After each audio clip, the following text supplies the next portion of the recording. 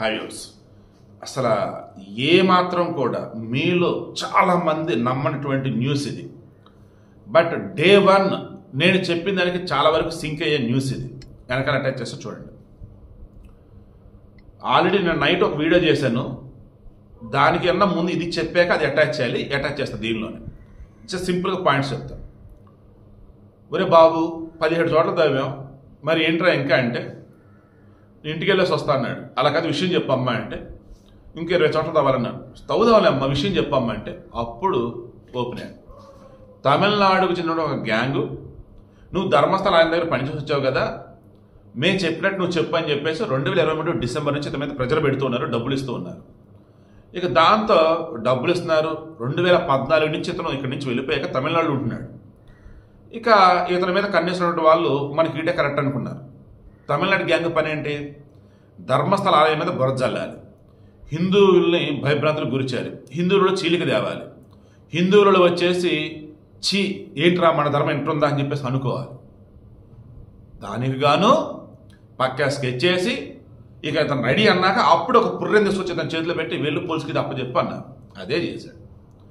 ఆ తర్వాత ఏ రోజుకి ఆ రోజు మేము స్క్రిప్ట్ చెప్తూ ఉంటాం, నువ్వు దానినే పోలీసులు చెప్పు, నువ్వు దానినే ప్రజలకు చెప్పు, నువ్వు దానినే మీడియాకి చెప్పేసి అన్నారు.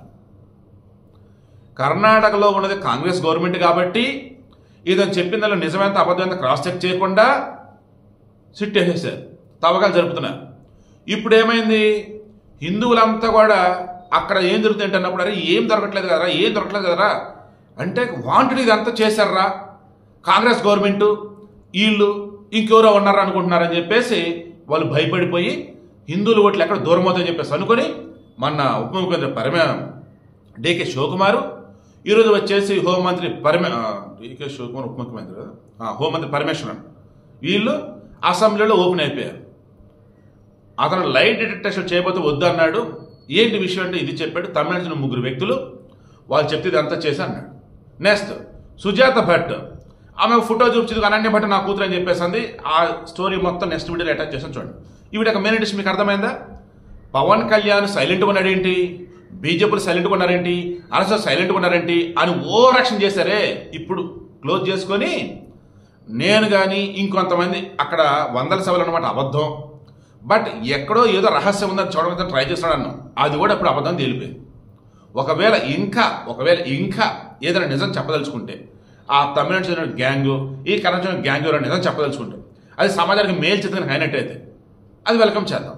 బట్ బెల్తంగడి, ధర్మస్థల, ఉజిరే ప్రాంతాలలో మాత్రం ప్రజలు ఇబ్బందులు పడుతున్నమాట నిజం. వీరి వెనుక డి గ్యాంగ్ నుండి వేధిస్తున్నది నిజం. సిట్టింగ్ జడ్జితో అక్కడ ఒక ఆఫీస్ పెట్టి వీరందరి నుంచి వినతులు తీసుకోవాలి, కంప్లైంట్స్ తీసుకోవాలి, దాని మీద విచారణ చేయాలి. మిస్ అయినటువంటి ఎఫ్ఐఆర్ ఫైల్స్ కావచ్చు, పోస్ట్ మార్టం రిపోర్ట్లు కావచ్చు, ఎందుకు ఏంటి అవన్నీ విచారణ చేయాలి. సో ఖచ్చితంగా మనం ధర్మంగానే ముందుకెళ్దాం, ఖచ్చితంగా చట్టబద్ధంగానే ముందుకెళ్దాం. బట్ దానికన్నా ముందు 100 సవాలని పాతిపెట్టిన హడావుడి చేస్తే పిచ్చోళ్ళ లెక్క నమ్మి ఎవడ పడితే వాడు వచ్చేసి గ్రౌండ్ రిపోర్టింగ్ అంటూ 100 సవాలు అడుగడుకోసామంటే పిచ్చి పిచ్చిగా చెప్తే నమ్మేసి ఎర్రి బాగులు అయిపోయారండి మీరు చాలామంది. నేను మాత్రం ఏ రోజు అది నమ్మలా. నా సబ్స్క్రైబర్స్ కావచ్చు, నా ఫాలోవర్స్ కావచ్చు, ఆ ట్రాప్లో పడకుండా నేనైతే చూసుకున్నాను నా వీడియోల ద్వారా. నెక్స్ట్ అసలు వీడియో అటాచ్ చేస్తాను చూడండి. హైవ్యూర్స్ ఇది నిజం, నేను ఎక్స్పెక్ట్ చేయలేదు, ఇంత త్వరగా ఎక్స్పెక్ట్ చేయను.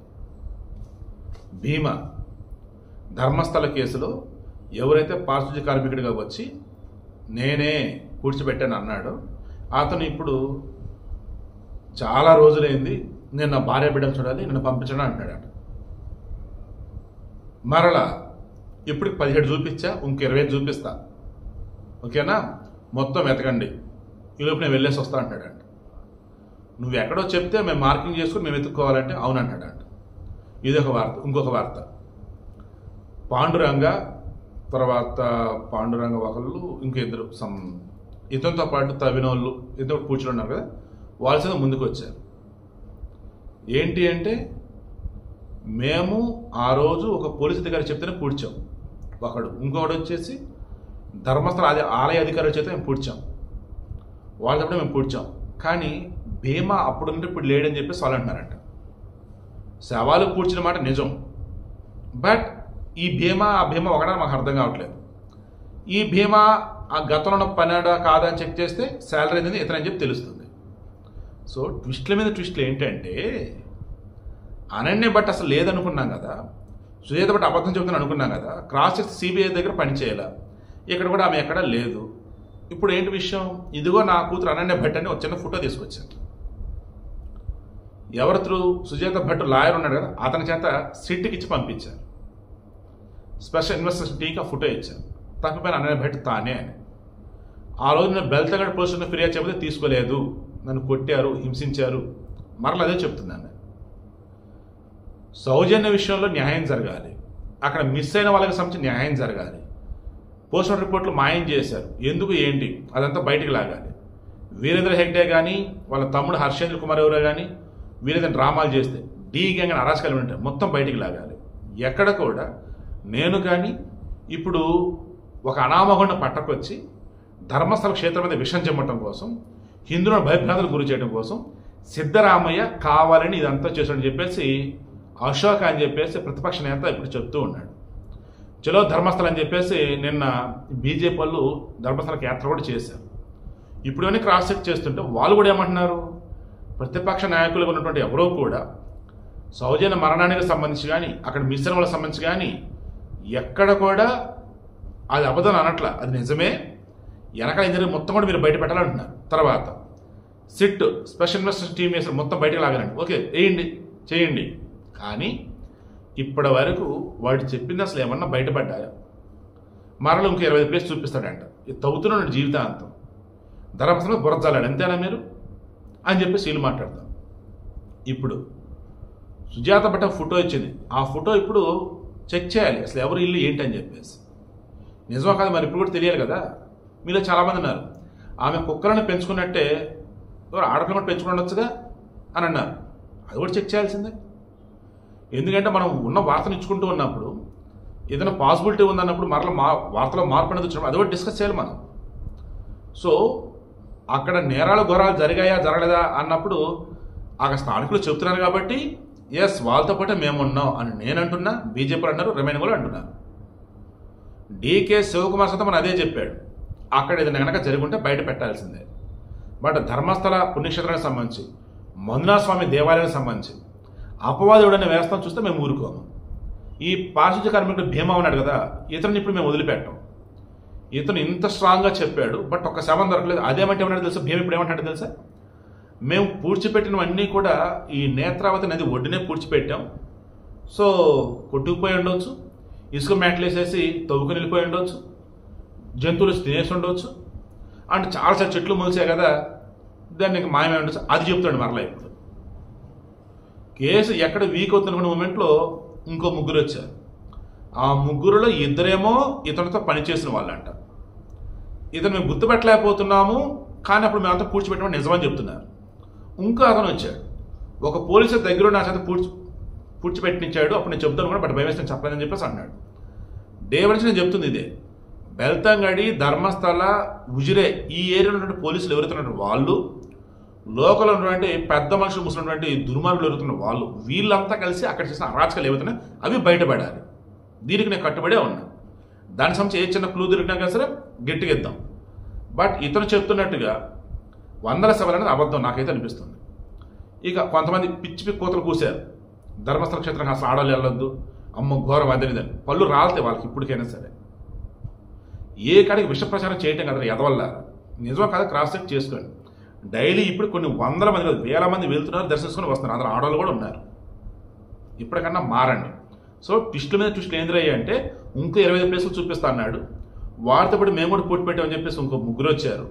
ఆ ముగ్గురులో ఒక అతను ఒక శవం అన్నాడు, ఇంకో ఇద్దరు అయితే 100 శవాలు, అంటే 100 శవాలు అనలేదు కానీ 10 సంఖ్యలో మేము కూడా పూడ్చిపెట్టామని అంటున్నారు. సో అతను చెప్పినటువంటి ఆ ముగ్గురు అన్నారు, మొత్తం నలుగురు అన్నారు, నలుగురు ఇప్పుడు ముగ్గురు వచ్చారు. ఇంకో ఒక అతను నేను సింగిల్గా పూడ్చిపెట్టాను పోలీసు చెప్తే అన్నాడు. సుజాత భట్ వచ్చేసి నేను అబద్ధాలు చెప్పడం నిజమే చెప్తున్నా, ఇదిగో నా కూతురు అనన్య భట్ అని ఒక ఫోటో తీసుకొచ్చింది. సిట్ వచ్చేసి ఒక మధ్యంతర నివేదిక గవర్నమెంట్కి ఇస్తే గవర్నమెంట్ అసెంబ్లీలో దాన్ని డిస్కస్ చేయాలి. ఇప్పుడు మధ్యంతర నివేదిక ఇవ్వట్లా, ఎందుకో తెలుసా, ఎప్పటికప్పుడు డే బై డే మొత్తం కూడా డైరెక్టర్ జనరల్లో వచ్చేసి ఇన్స్పెక్టర్ జనరల్ ఆఫ్ పోలీస్ అన్నప్పుడు ఐజీపీ సలీం ఎప్పటికప్పుడు సిట్ వాళ్ళు మహేందర్ టీము ఈ సలీం అనే అతనికి మొత్తం కూడా చెప్తూనే ఉన్నారు ఏ రోజు ఏం జరుగుతుంది ఏంటి అని చెప్పేసి. మరలు ఇప్పుడు నివేదిక తయారు చేసి ఇచ్చేది లేదని చెప్పేసి వాళ్ళు చెప్పేశారు. సో ఇప్పుడు కూడా మధ్యతరగతి మీదకి ఇవ్వట్లా. అతనేమో ఇంటికి వెళ్ళాలంటున్నాడు, అదే నువ్వు 20 పైసలు చూపిస్తున్నాడు, అదంటే మొత్తం కొట్టుకుపోయినామంటున్నాడు, ఇదేమో ఇంకో ఇద్దరు వచ్చేసి కూర్చోమని నిజమంటున్నాడు, ఇంకో అతను వచ్చేసి నేను ఒకళ్ళని కూర్చొని అంటున్నాడు, సుజాత భట్ వచ్చేసి అనన్య భట్ నా కూతురు ఇది ఫుడ్ అని చెప్పేసి అంటుంది. అసలు ఏంటి అసలు ఇందులో స్థానికంగా ఉన్నటువంటి వాళ్ళు చెబుతున్నది ప్రకారం అక్కడ ఘోరాలు జరిగాయి, నేరాలు జరిగాయి. దాని వెనక ఎవరున్నారంటే బయట పెట్టాలి, దానికి అంతా కూడా రెడీ అని అంటున్నారు, ఇంక్లూడింగ్ బీజేపీ సహా. ఎస్, బయట పెట్టాల్సిందే అంటున్నారు. బట్ ఇక్కడ ఏదైనా దొరికితే దీని త్రూ వెళ్దాం అని చెప్పి సిట్ అనుకుంటే అవేం దొరకటం వల్ల. So what next? భీమను అరెస్ట్ చేసి లోపలేస్తారా, లేదు ఎల్రబాబుని వెంకట భీమను పంపించేస్తారా? సుజాత పట్టించిన ఫోటోని ఆధారంగా చేసుకొని వెరిఫై చేస్తున్న మూమెంట్లో అది అబద్ధం నిజం మళ్ళీ తెలుస్తారా? లేదు ఇప్పటివరకు చెప్పిన దాని ప్రకారం చూస్తే ఆమెకు పిల్లలే లేరు, ఆమె కుక్కలను పెంచుకుంది, అండ్ ఆమె వచ్చేసి సిబిఐ ఆఫీసర్ పనిచేయలేదని తెలిసింది కాబట్టి ఇక ఈమె చెప్పింది మేము కన్సిడర్ చేయమని అంటారు. ఇప్పటికీ పారిశుద్ధ్య కార్మికుల విషయంలో కూడా చాలామంది ఇదే అంటున్నారు. ఒక అనామకుడు ఎక్కడో వాడికి తెలిసినటువంటి ఒక శవం ఉందన్నప్పుడు దానిని తవ్వి స్కెలిటన్ తీసుకొని వచ్చి 100 శవాలని చెప్పేసి అతను చెప్పగానే విచారణకు అసలు ఎలా ఆదేశించారు? ఆ ధర్మస్థల చుట్టుపక్కల వచ్చేసి వాడు చెప్పిన చోటలు అసలు ఎలా తవ్వుతూ ఉన్నారు? సరే, ఒక చోట బయటపడాలా, 2 చోట్ల బయటపడాలా, కనీసం 5 చోట్ల తవ్వితే 2 చోట్ల బయటపడాలి, 10 చోట్ల తవ్వితే కనీసం 3-4 చోట్ల బయటపడాలి, 17 చోట్ల తవ్వితే 2 చోట్ల బయటపడి అది కూడా ఒక చోట ఓన్లీ ఎముకలు, ఇంకో చోట ఫుల్ బాడీ. ఆ ఫుల్ బాడీ కూడా రీసెంట్ అని తెలుస్తూ ఉంది, ఇంకో చోట ఎముకలు వచ్చేసి ఇప్పుడే అని తెలుస్తూ ఉంది. ఇక రేమైనా ఎక్కడ బయటపడ్డాయి. చివరికి బాహుబలి కొండ, రత్నగిరి కొండ అక్కడ కూడా తవ్వితే అక్కడ శాతం ఏమీ బయటపడలా. ఇంకా వీటిని ఎట్ట నమ్ముతున్నారు? వీళ్ళ వెనక ముఖ్యమంత్రి సిద్ధరామయ్య టీం ఉన్నారు. ఈ హిందుత్వాన్ని తక్కువ చేయడానికి, హిందువులు భయభ్రాంతి గురి చేయడానికి ఇదంతా జరుగుతుందని చెప్పేసి ఈ ప్రతిపక్ష అశోక రేమైనా కూడా అంటూ ఉన్నారు. సో ఓవరాల్ మొత్తం ఎపిసోడ్ చెప్పారు. మీరేమంటారు? కింద కామెంట్లో తెలియచేయండి.